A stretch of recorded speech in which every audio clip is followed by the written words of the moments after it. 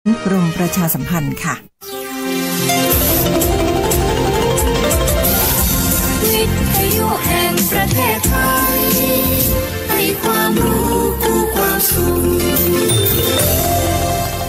ที่นี่สถานีวิทยุกระจายเสียงแห่งประเทศไทยจังหวัดลำปาง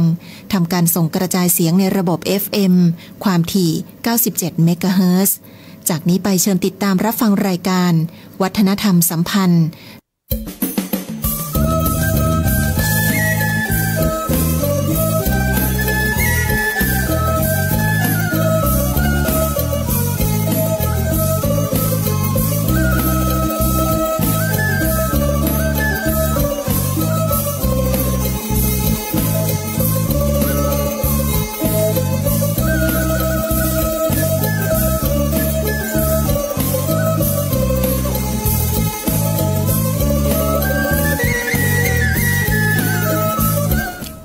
สวัสดีเจ้าแฟนๆที่เคารพรักเจ้า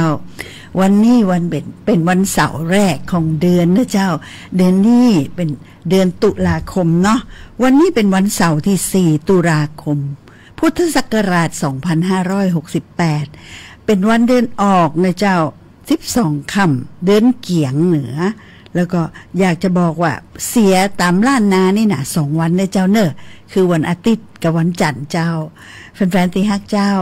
อยากจะบอกว่าวันมันเวียนเปลี่ยนผันไปโวยเตเนอเนาะรับตาดูเตะแฮมเมื่อกี้เดือนก็จะสิ้นปีแหละเนาะแต่ก็จะปีใหม่แฮมแล้วนะเจ้าเนี่ยอยากจะบอกว่าเพราะฉะนั้นเวลาเนี่ยมันมีกะขนาดเลยนะเจ้าท่านที่ยากการอยู่ท่านที่พักผ่อนอยู่และได้สดับตับฟังรายการนี่ก็เจ้าถือว่า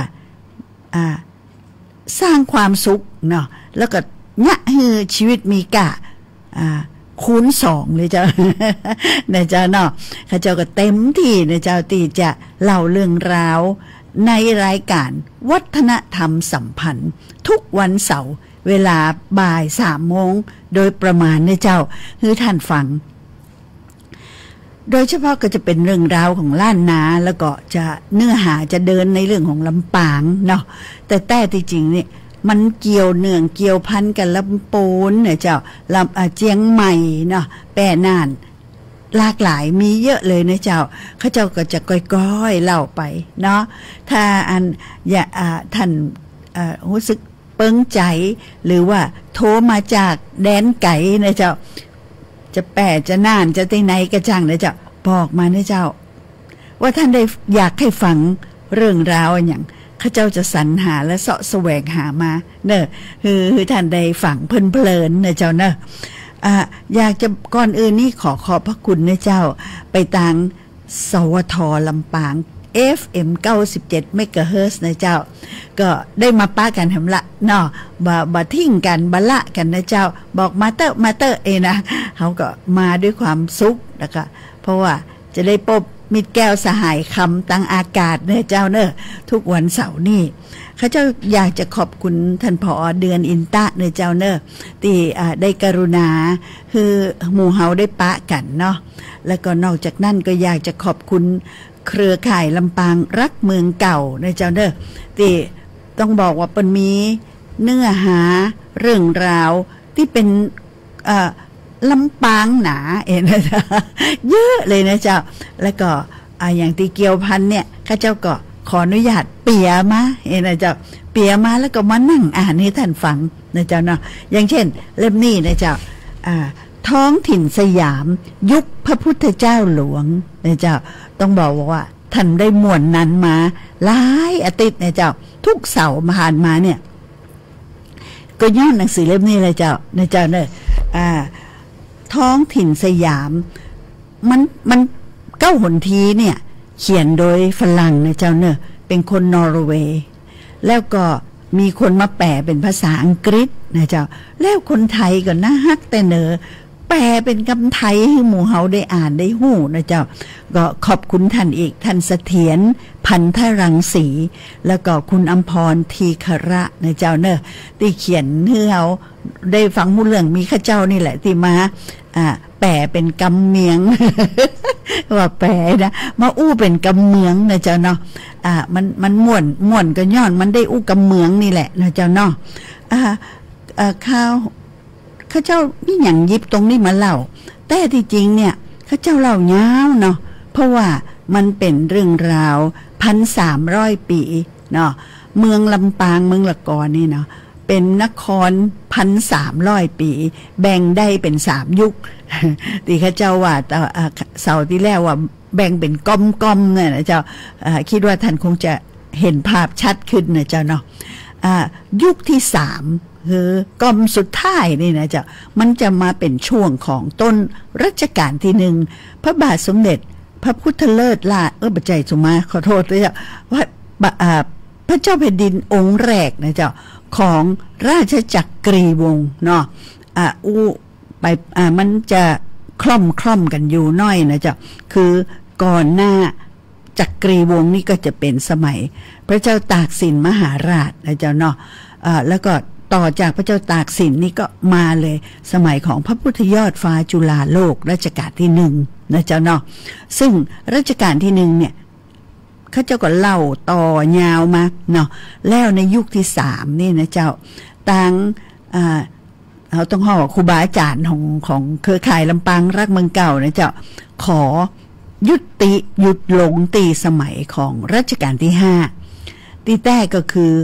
เอาตรงตีว่าพระพุทธเจ้าเมียงตั้งเหนือเนี่ยหมดสิ้นเนาะหมดสิ้นการปกครองของเปิ้นก็คือเจ้าหลวงตั้งหลายนะเพราะว่าเป็นพระราโชบายของพระบาทสมเด็จพระจุลจอมเกล้านะเจ้าที่สุดของที่สุดคือพระองค์ท่านอยากจะรวมประเทศให้เป็นปึกแผ่นดังนั้นจึงต้องบริหารด้วยการควบคุมให้ทุกที่ทุกแห่งเหมือนกันนะเจ้าดังนั้นจึงเปลี่ยนแปลงการติดแต่เดิมนี่ปล่อยเนาะตัวเป็นพระเทศราชถึงเวลากระทรงเข้าของบรรณาการมานะเจ้าท่านก็เปลี่ยนโดยการส่งข้าหลวงจากพระนครนะเจ้าไปทำหน้าที่นะเจ้าและอย่าได้ไล่เจ้าหลวงแต่ละตีไปหาไล่เจ้าก็บอกว่ามันเป็นหยังท่านบัดต้องอิดบัดต้องเหนื่อยแล้วเดี๋ยวมีเงินเดือนนะเจ้าก็มีต้องบอกว่ามีค่าตอบแทนให้เพราะฉะนั้นเจ้าหลวงทั้งหลายก็จะหมดหน้าที่ของการเป็นเจ้าเมืองนะเจ้าเนาะมันสิ้นสุดที่รัชกาลที่5นะเจ้าและสำหรับบ้านเฮานี่ก็สิ้นสุดลงที่แผ่นดินของเจ้าหลวงท่านซึ่งหมู่เฮาทุกคนเนี่ยจะตราตรึงอยู่ในใจนะเจ้าเนาะก็คือปหลวงบุญยวาทมุ่งมานิดนะเจ้าเนาะโอ้ข้าเจ้าเปิงใจเลยเนอะต้องขอบคุณที่โรงเรียนบุญยวาทนะเจ้ามันมีความคิดตีต้องห้องว่าจะได้เนี่ยสำหรับข้าเจ้านะเจ้า ข้าเจ้าชอบใจที่เป็นเปิดหัวนะเปิดคำหัวเพราะอย่างหลังหัวนั่นน่ะคือพระรูปของเจ้าหลวงเฮาเนาะเจ้าหลวงองค์สุดท้ายที่มีพระมหากรุณาธิคุณกับคนลำปางนักหนาเนาะนอกจากจะสละเนาะท่านจะเอาอย่างเดียวได้เต่าได้เอาเก็บเกี่ยวเนาะสวยสาอากรเอาบัจใจนะเจ้าท่านเนี่ยบริจาคที่ดินทรัพย์สินเพื่อเป็นสาธารณประโยชน์หลายแห่งหลายตีนะเจ้าเนาะเช่นว่านะเจ้าอย่างโรงเรียนนี่แม่นละโรงเรียนบุญยวาทวิทยาลัยนะเจ้าและยังมีค่ายทหารค่ายสุรศักดิ์มนตรีนะเจ้าเนาะและยังมีที่ไหนอีกอาคารไม้สักทองนะเจ้าที่กองพันกองบังคับการกองพันของร17เนาะ1,200นะ1,200ยังมีอีกหลายตีหลายแห่งนะเจ้าที่ท่านบริจาคไปเพื่อให้คนลำปางลูกหลานคนลำปางทั้งหลายได้ใจเนาะในต่อมาเปิ้งนะเจ้าเนาะ อาจารย์วีรยุทธ์ค่ะเขาจะมาละเริ่มเรียกคืนมาได้นะอาจารย์วีรยุทธ์ในสมัยที่ท่านเป็นผอ.โรงเรียนบุญยวาสนี่นะเจ้าคิดสิ่งใหม่ทำสิ่งที่ดีเปิดหัวเลยเจ้าโอ้ยพระรูปของเจ้าบุญยวาสนี่ตั้งงานเนาะอยู่เห็นไข่กายไปกายมานี่จะโอ้โหลูกศิษย์ลูกหาถามข้าเจ้าบอกฮู้นะว่าแต่ละคนรู้สึกอย่างไรแต่ข้าเจ้าเนี่ยเป็นคนลำปางเนาะบัดได้เป็นลูกศิษย์บุญยวาสครับรถกายบัดได้ยกมือไหว้กูเตี่ยพ่ออย่างเจ้าลูกหลานตานเต้าข้าเจ้าเนี่ยได้เฮียนบุญยวาสเนาะก็ได้ประสิทธิ์ประสาทโรงเรียนนี่เนาะฮือกับลูกหลานเฮาแล้วเปิ่นก็มีความหูติดตัวไปต่อไปยังไรนะก็เป็นความอยากจะบอกว่าและลึกนึกถึงบ่ฮือมันลืมหายจางไปจากใจเลยนะเจ้ายกมือไหว้ได้เลยนะเจ้าตึงไปตึงมาเลยกายแต่ตรง5 แยกประตูใจเนี่ยข้าเจ้ารู้สึกว่าขอบพระคุณนะการแสดงออกที่เขาทำได้ตอนนี้ก็คือต้องเมื่อกราบท่านแล้วก็ระลึกขอบคุณนะจ๊ะนะก็มาถึงว่าสิ้นสุดสมัยของพระเจ้าบุญยวาสแล้ว 2-3 อาทิตย์ที่ผ่านมานะเจ้าข้าเจ้าก็มีโอกาสได้เล่าเรื่องราวที่จากท้องถิ่นสยามยุคพระพุทธเจ้าหลวงซึ่งฝรั่งคนเนี่ยเปิ้นจะเดินทางรอนแรมไปนะในจังหวัดต่างๆโดยได้หนังสือใบเบิกทางจากตังเมืองกอกนะเจ้าเนาะแล้วใบเบิกทางนี่ก็เอาฮื้อกับเจ้าเมืองส่วนใหญ่จะเป็นเจ้าเมืองติดเปิ้นกายไปนะเจ้าเนาะแล้วปรากฏว่าเปิ้นมาที่ลำปางด้วยตอนนั้นน่ะเปิ้นห้องละกรฝรั่งก็ว่าละกรนะเจ้าเขียนเป็นภาษาอังกฤษเลยเจ้าเมืองละกรนะเจ้าแล้วมาถึงแล้วจับตาบดีสำหรับเปิ้นแต่ดีสำหรับเฮาในสมัยนี้บดีเปิ้นจะได้เปิ้นโดนบุบเจ้าฝรั่งนี่นะบ่ฮู้เรื่องกันเนาะไปบุบปอเท่าประจำเมืองเนี่ยการดูแลเลยเนาะว่าเปิ้นไปบุบฝ่ายเดียวได้จะได้ก็เหมือนกับตีกันเนาะก็เลยถูกจองจำถูกจับไว้นะแต่ว่าก็ได้รับความเมตตาเนาะว่าบ่ฮื้อไปไหนบ่ฮื้อออกนอกเมืองฮื้อแอลอยู่ในละกรเนี่ยนะก็เลยเป็นโชคดีของหมู่เฮาเพราะว่าอย่างขณะที่เปิ้นอยู่เนี่ยเปิ้นจะเขียนเปิ้นจะเขียนบันทึกเนาะเรื่องราวแล้วก็เห็นอีกอย่างแปลกๆใหม่ๆในสายตาของฝรั่งเปิ้นก็จะบันทึกและต่อมามันก็มีประโยชน์มากนะเจ้าเนาะเพราะว่าการเขียนบันทึกเนี่ยคือการจารึกทำให้ลูกหลานเนี่ยย้อนไปเนาะศึกษาได้ในหลายๆมุมทั้งวัฒนธรรมประเพณีกฎหมายยังได้หมดเพราะเป็นเขียนไว้เยอะนะเจ้าและก็คราวที่แล้วข้าเจ้าก็เล่าถึงตอนที่ว่าฝรั่งคนนี้นะชื่อมิสเตอร์คาร์บอกคาร์บอกนี่นะเจ้าเปิ้นเขียนถึงว่าเฮ้ยโดนยับอยู่ละก่อนโจกดีหน่อยเนาะเจ้าราชบุตรเปิ้นจะแต่งงานแล้วเปิ้นเจิญเฮาด้วยในหนังสือนี่นะเปิ้นเจิญเฮาด้วยรับปากทันทีเลยแล้วเปิ้นก็เล่าเหตุการณ์ของการแต่งงานให้เนาะให้หมู่เฮาทั้งหลายได้ฟังข้าเจ้าก็มาเล่าถึงตอนที่ว่าเปิ้นว่าพิธีแต่งงานของไทยเป็นจะนี่เนอะนะมีแม่ซื้อแม่จักนะมาเล่ามาสาธยายคุณงามความดีของคนที่จะเป็นเจ้าบ่าวเนาะแล้วปรากฏว่าข้าเจ้าชอบตรงที่เวลาเฒ่าแก่มาเกี่ยวเมียงมาบ้านเจ้าคนที่จะเป็นว่าที่เจ้าสาวนะเจ้าเปิ้นก็จะต้อนรับด้วยกันฝรั่งเขียนว่าเคี้ยวหมากพวกเฒ่าแก่เคี้ยวหมากก็พูดคุยกันนะข้าเจ้าก็เลยแซมเห็นน้อยเถอะว่าเมืองเหนือเมืองล้านนาเฮาเกี่ยวก้าหมากเนาะเฮาเกี่ยวเจ้า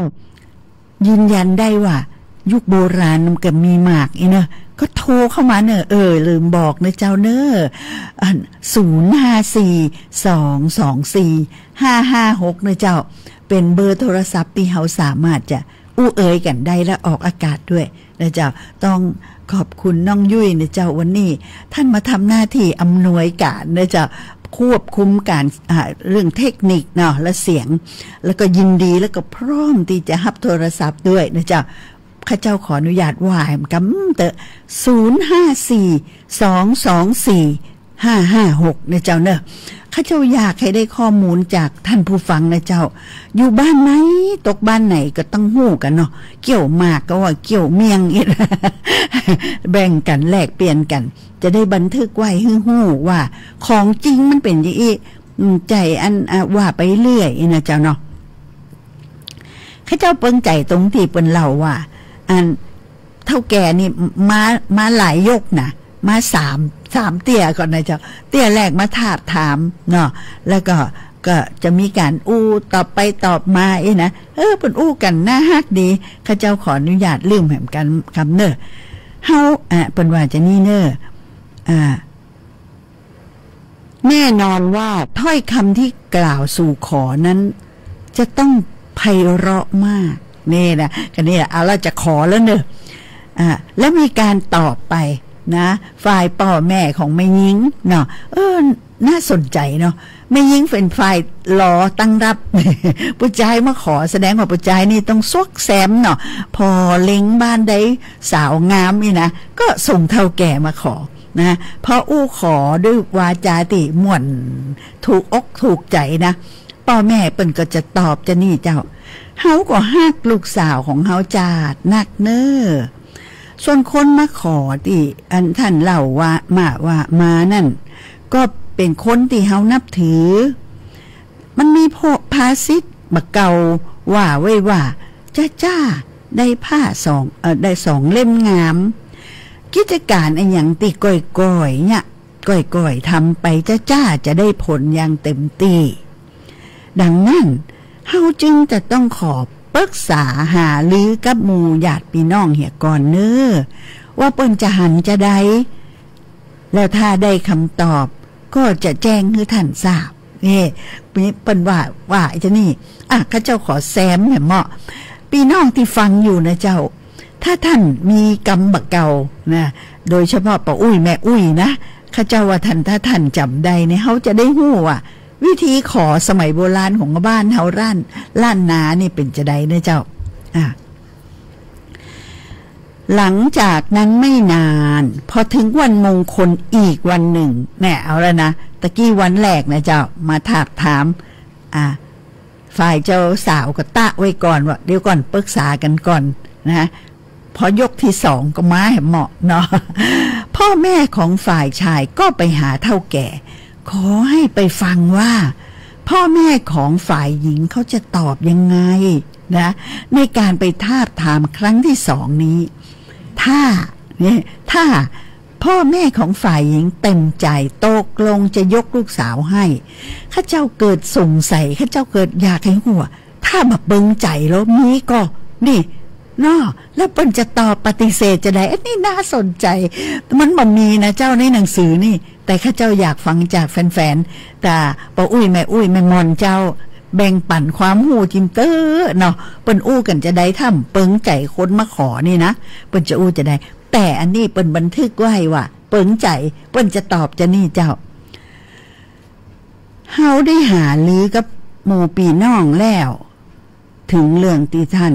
มาสู่ขอก็บ่มีใครคัดค้านในเรื่องนี้ถ้าปะหนุ่มคนนั่นมั่นใจแต่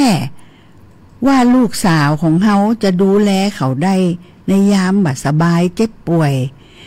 และก็จะจัดการงานศพเขาได้ตามประเวณี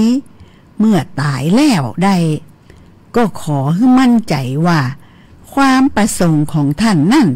เป็นผลสำเร็จทุกประการข้าเจ้ารู้สึก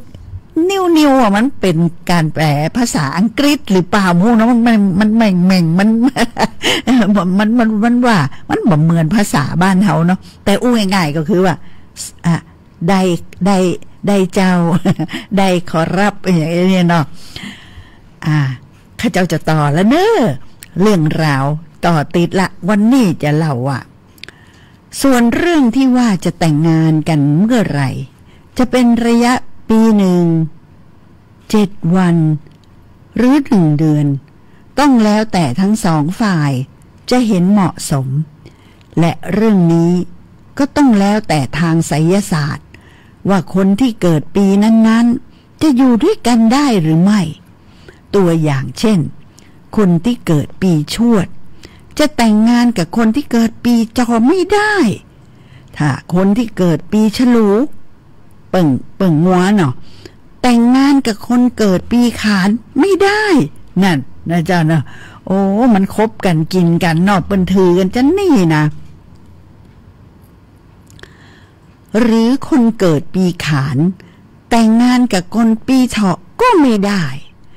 คนเกิดปีรากา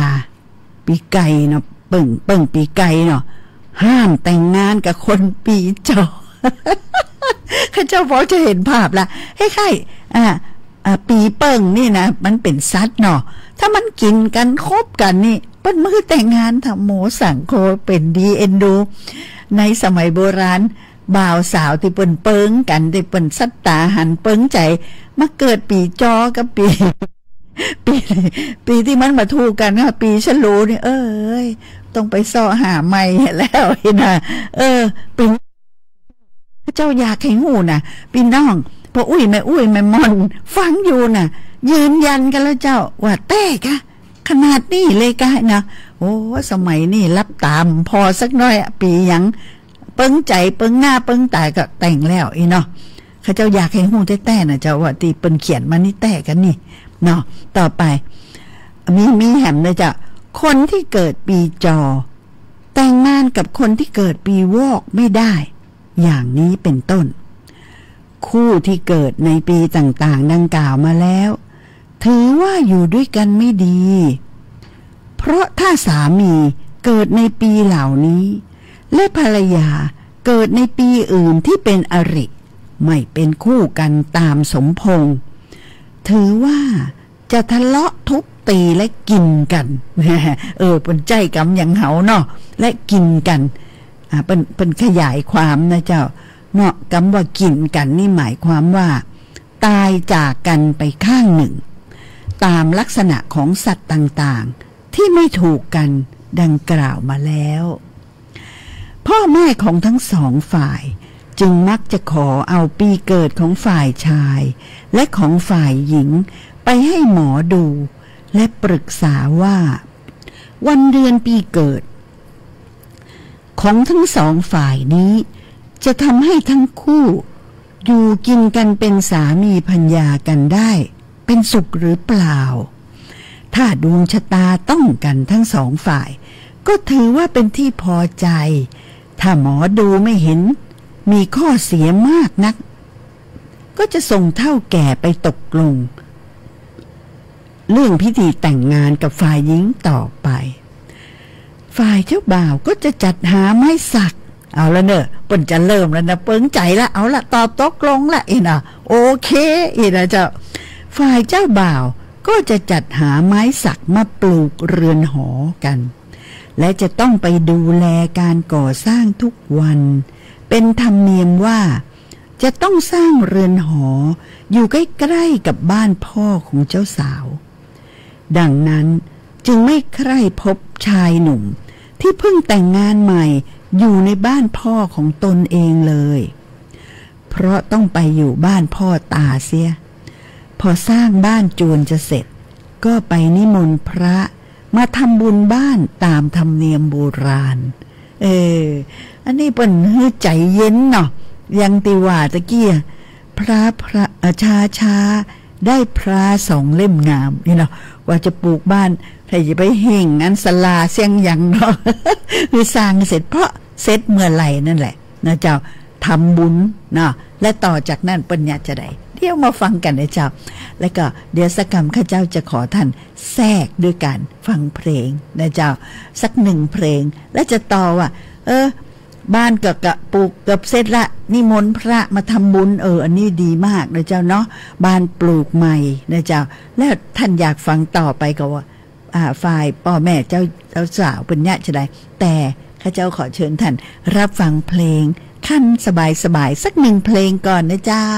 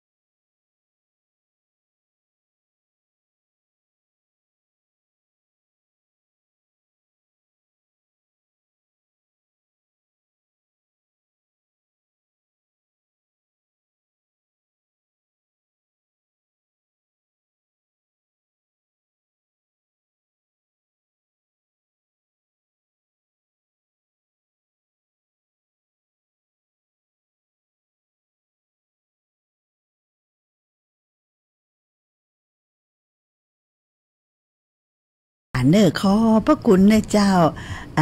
น้องยุ้ยเอาใจป้าพิมพ์ไว้แต่ หันมาเมื่อใดก็ขอเพลงเนี่ยเพลงแม่หวังนะเจ้าเนอะหมู่เฮาคนลำปางต้องห้องเพลงนี้คือใดเนอะพี่น้องเนอะนึกอย่างบอกออกเปิดอยู่ใน YouTube ดูได้เลยเจ้า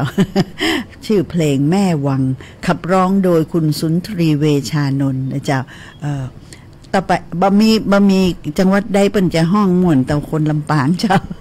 อยากจะบอกเพราะว่าเฮาอยู่กับแม่น้ำเนาะตะกี้ถึงว่าแปลงบ้านละเอาละใครเกือบเสร็จแล้วเนาะอยากจะได้นี่ไปนิมนต์พระเจ้านิมนต์ตุเจ้ามานะเพื่อทำบุญบ้านตามธรรมเนียมโบราณเจ้าแล้วเป็นยังไงต่อไปฝ่ายพ่อแม่ของผู้หญิงเมื่อประวิงเวลาไว้เล็กน้อยแล้ว คำพูดเราเนี่ยน่าสนใจนะเจ้าแสดงว่าพ่อแม่ฝ่ายหญิงเนี่ยจะให้ฝ่ายชายมีน้ำอดน้ำทนเนาะรู้จักควบคุมอารมณ์นะควบคุมความรู้สึกนะเจ้าโอ้ยเปิงใจสาวใครได้เปิ่นก็ประวิงเวลาปลูกบ้านบัจจัยวัน2 วันข้าเจ้าว่ามันเป็นเดือนบุญเนาะแล้วยังทำบุญอีกประวิงเวลานี่เป็นเฮาอ่านตรงนี้เนาะทำให้เฮาฮู้ว่าวัฒนธรรมและก็ประเวณีสมัยโบราณเนี่ยเพิ่นเป็นจะนี่โลเนาะก็จะไปหาหมอดู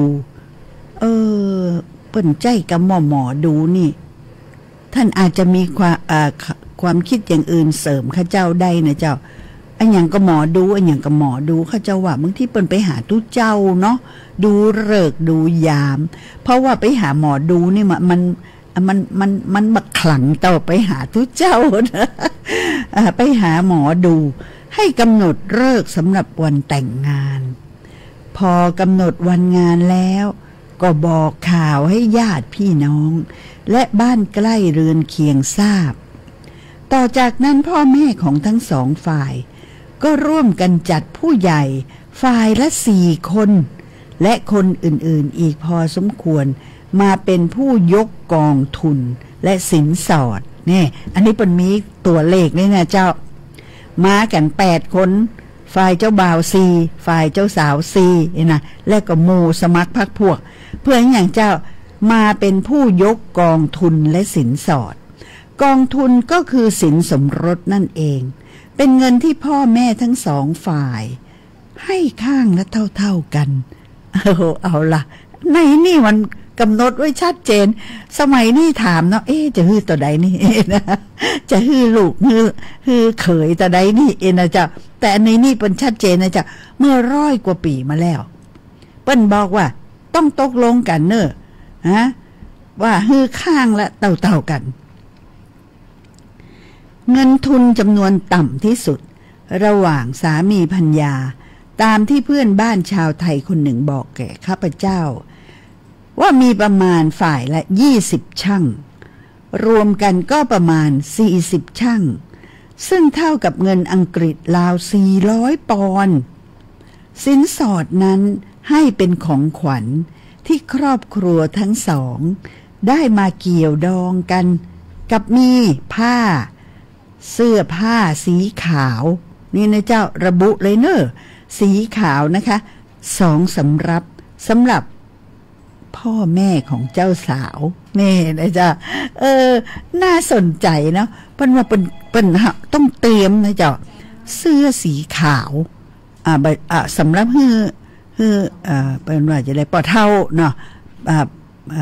ปอตานะแล้วก็อันปอตาแม่ยายนั่นน่ะเนาะ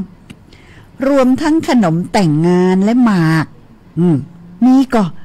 ท่านผู้ฟังที่ฟังอยู่ต่างบ้านเนี่ยเจ้าลองบอกมาแล้วว่าจำได้ก่อโดยเฉพาะแม่มอนเนอะข้าเจ้าอยากได้ความหู้เจ้าว่าตอนแม่มอนแต่งงานนั่นมันจัดสินสอดจะได้นี่อันนี้เป็นว่าต้องมีผ้าเสียเนาะสีขาวเอามามอบเป็นของขวัญให้ฝ่ายพ่อแม่เจ้าบ่าวเจ้าสาวนะนี่นะเฉพาะเจ้าสาวเจ้าเสื้อผ้าสีขาว2 สำหรับพ่อแม่ของเจ้าสาว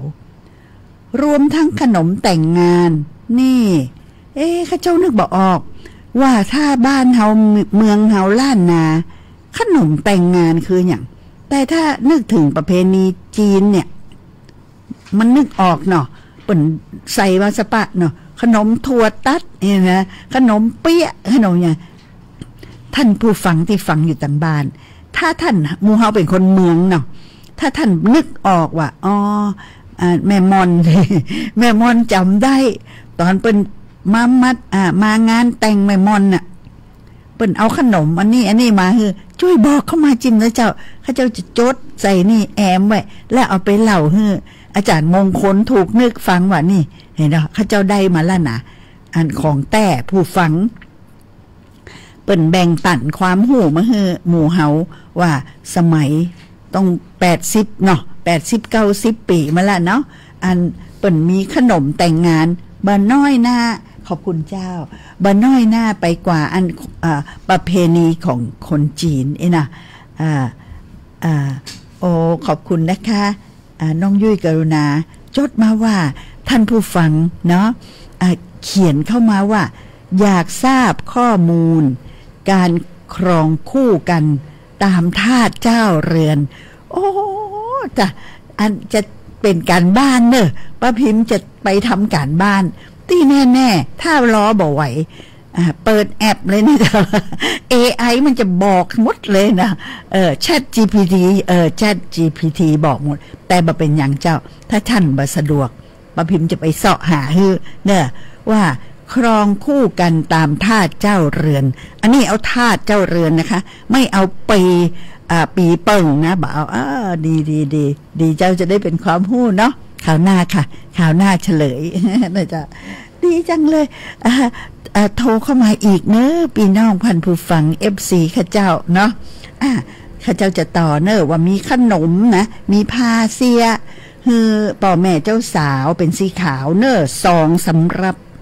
ขนมแต่งงานและหมากแห่งเหมาะ เอาหมากก็หมากของเหล่านี้แห่กันมาเป็นขบวนทางน้ำหรือทางบกมีวงมโหรีบรรเลงเพลงเพื่อนคนไทยที่เพื่อนคนไทยของข้าพเจ้าบอกว่าเป็นเพลงที่เหมาะสำหรับงานแต่งงานอย่างยิ่งก็มีว่าม่วนเหมาะเนาะข้าเจ้าสนใจแสดงว่าเพลงเนี่ยมันมีสองประเภทเนาะอันเขาเก่านั่นเนาะข้างเสาตีแล้วนี่เนาะเปิ้นบอกโอ้ยใจเพลงบรรเลงฟังแล้วบ่ม่วนใจเลยเหมือนนั่นเป็นงานไปงานปอยนี่นะแต่อันนี้ว่าม่วนอีวะเนาะแสดงว่าเป็นเพลงคนละชนิดกันนะคะเป็นเพลงที่เหมาะสำหรับการแต่งงานอย่างยิ่งเปิ้นก็แหนไปนะเจ้าเนาะจนถึงเรือนหอที่จะต้องยกให้เจ้าสาวเป็นของขวัญและของขวัญที่คนอื่นๆให้ในพิธีแต่งงานก็ต้องตกเป็นของเจ้าสาวหมดสามีไม่มีสิทธิที่จะไปแตะต้องปัดโทอันนี้ชัดเจนขนาดนี้เลยเนาะถ้าเกิดหย่าร้างกันขึ้นมาสามีจะได้รับแต่สิ่งของที่ตัวเองเอาติดตัวมาเท่านั้นอ้อยไอเหยปกมาเป็นโปกก็ปีกไปเป็นโปกเนี่ย จะเอาของที่เป็นฮื้อเป็นของขวัญ นะมาได้เพราะทันทีที่ฮื้อเนาะมันตกของเป็นของเจ้าสาวหมดเลยแต่พอเท่าแม่เท่าโทรมาบอกกำเนิดเจ้าเด้อพ่อแม่ของคู่บ่าวสาวญาติพี่น้องและเฒ่าแก่จะมานั่งพร้อมหน้ากันบนเสื่อที่ปูไว้แล้วนำกองทุนและสินสอดออกมาให้เห็นเป็นพยานพวกผู้ที่สูงอายุหรือพวกเฒ่าแก่เป็นประธานคอยดูเงินที่ทั้งสองฝ่ายนำออกมานับกันต่อหน้าเหมือนประเดี๋ยวนี้เนาะ เพื่อให้เป็นพยานที่ถูกต้องตามกฎหมายในการสมรสเสร็จแล้วก็เคล้าเงินทั้งสองฝ่ายเข้าด้วยกันนี่บนห้องว่าเปิดใจกับว่าเคล้าเงินแปลว่าละเลงเลยเนาะอันฝ่ายชายเต่าใดฝ่ายหญิงเต่าใดแหมเอามาปะกลละคนกันเลยนะคะ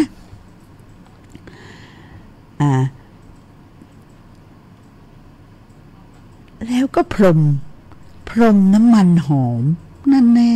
นะจ๊ะโปรยดอกไม้หอมและข้าวเปลือก ลงไปบนกองเงินสินสอดนั้น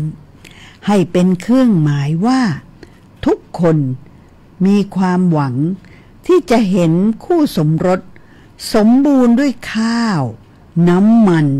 และความหอมหวานในความรักนั้นๆหมายถึงให้มีทรัพย์สินมั่งคั่งและมีความสุขนะคะเสร็จแล้วพวกเฒ่าแก่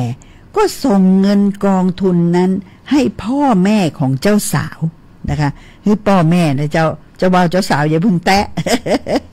อีกราวชั่วโมงหนึ่งต่อมาก็นำไปใช้จ่ายในการเลี้ยงดูแขกเรือต่อไปอันนี้เป็นได้ประเดียวจ่ายประเดียวเลยเนาะในพิธีนี้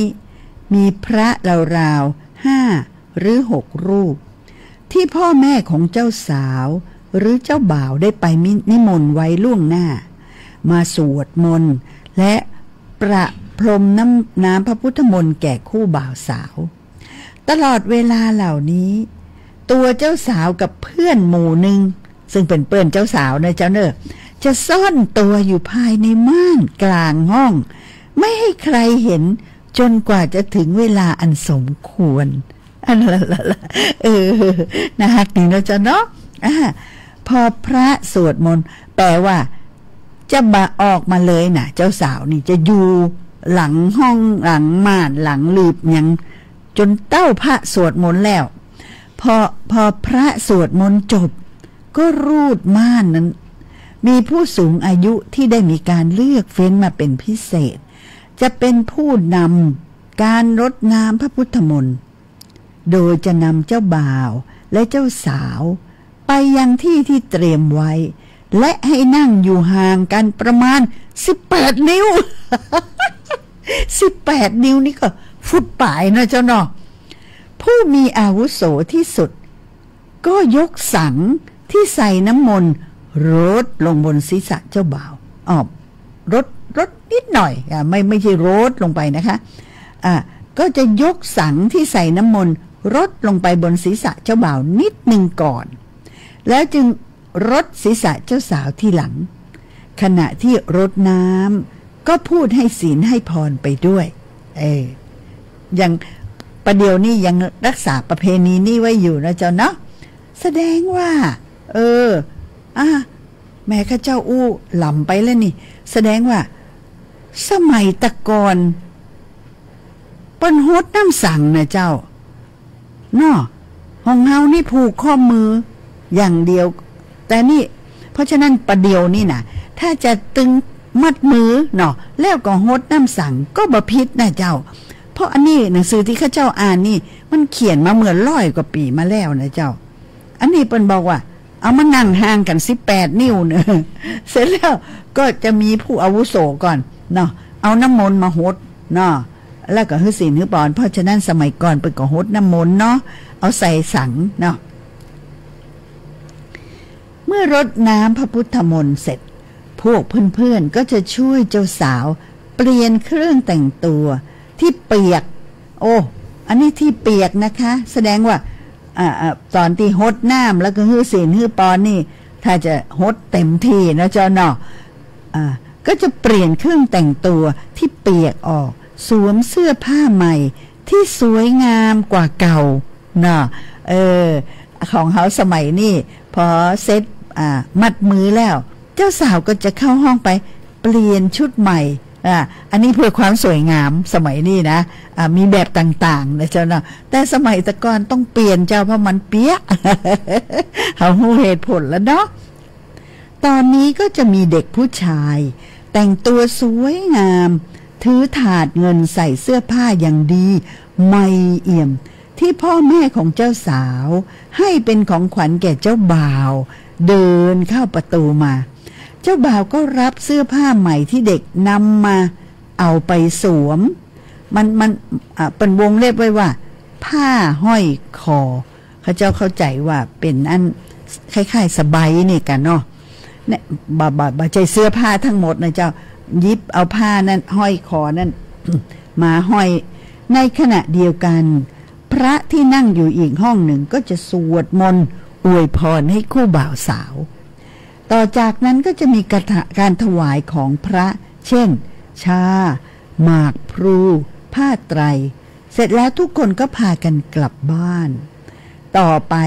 พ่อแม่ของเจ้าสาวก็จะจัดการเลี้ยงอาหารในตอนเย็นหลังจากวันแต่งงาน3 วันจึงนำเจ้าสาวไปส่งตัวให้สามีที่เรือนหอเอามาเห็นกรรมนะเจ้าเนาะ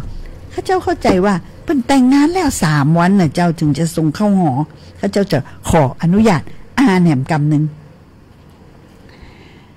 ในขณะเดียวกันพระที่ห้องที่นั่งอยู่ก็จะสวดมนต์ให้พรต่อจากนั้นก็ถวายของแด่พระเสร็จแล้วทุกคนก็พากันกลับบ้านนะเจ้าปิกบ้านต่อไปพ่อแม่ของเจ้าสาว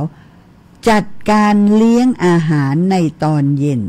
จัดการเลี้ยงอาหารอันนี้คลุมเครือหน่อยในตอนเย็นหลังจากวันแต่งงาน3 วันจึงนำเจ้าสาวไปส่งตัวให้สามีที่เรือนหอค่ะอันนี้ข้าเจ้าจะไปหาความชัดเจนเหมือนกันเพราะมันอิคลิกอย่างแต่งงานกันแล้วถ้าก่อน3 วันก่อนไปส่งตัวนี่นะเนาะแต่ถ้าท่านผู้ฟังมีความหู้นะเจ้าก็แบ่งปันเพราะอันนี้มันยังมืดมนนะจ๊ะ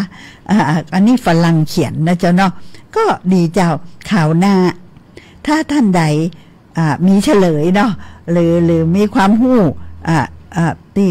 หลากหลายนะเจ้าก็โทรเข้ามาแลกเปลี่ยนแล้วก็มอบให้เป็นความหู้สาธารณชนจะได้หู้ตัวกันเลยนะเจ้าเนาะและก็วันนี้มันก็มดลงเวลาลงพอดิบพอดีข้าเจ้าดูเวลาเหลือแหม3 นาทีแล้วเจ้าข้าเจ้าจะปิดเรื่องการแต่งงานใน1 นาทีนี่เนี่ยเจ้า2 ถึง 3 วันจากวันแต่งงานเจ้าบ่าวจะพาเจ้าสาวไปเยี่ยมครอบครัวบิดาของตนเรียกว่าไปไหว้เจ้าสาวจะต้องมอบกราบและให้ของขวัญเล็กๆน้อยๆดอกไม้ขนมเป็นต้นและอีก2-3 วันต่อมาเจ้าสาวก็จะพาเจ้าบ่าวไปเยี่ยมบ้านพ่อแม่ของตนบ้างตอนนี้เจ้าบ่าวก็ต้องกราบลงที่เท้าญาติผู้ใหญ่ของฝ่ายหญิงเหมือนกันแล้วจะภาพการแต่งงานโดยรวมก็จะจบลงตรงตอนนี้คราวหน้านี่นะเจ้าเปิ้นจะเอาน้องน้อยมาแล้วนี่ อยากให้ฮู้ก็จะคนสมัยบักเก่าเนาะพอคู่สมรสมีลูกคนแรกเขาจะฝังกันเสาร์หน้าเนอะเจ้าสำหรับวันนี้ข้าเจ้าก็ยังม่วนอยู่แต่ต้องอำลาท่านไปเห็นแล้วข้าเจ้าพิมธิดาดีบุกคำขออำลาและก็สวัสดีค่ะสวัสดีเจ้า